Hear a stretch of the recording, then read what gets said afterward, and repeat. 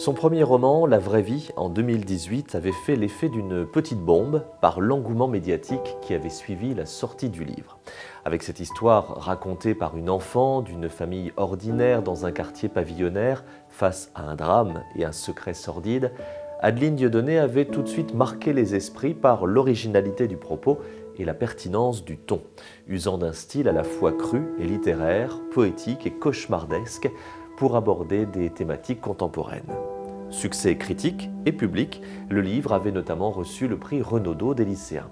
En 2021, confirmant tout le bien que l'on pensait d'elle, Adeline Dieudonné publiait Kérosène, le destin d'une dizaine de personnes autour d'une station-service sur une petite route des Ardennes un soir d'été.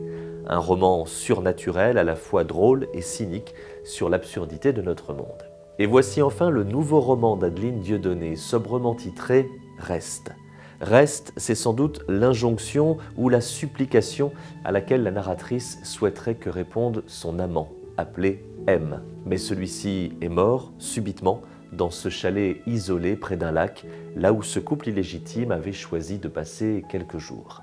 Face à ce décès subi près de ce corps qu'elle a tant aimé, la narratrice se raconte et pendant plusieurs jours va cacher cette disparition pour rester quelques heures de plus auprès de cet homme qui n'est pas le sien. Car M avait une autre vie, une vie officielle avec femme et enfants, et la narratrice de partir dans un projet épistolaire à destination de l'épouse pour raconter leur histoire, avec pudeur et sans amertume.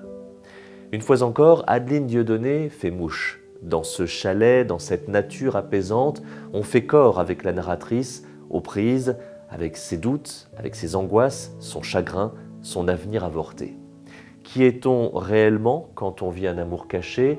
Quelle place tient-on réellement? Et quand vient la mort, ne doit-on rester qu'une ombre?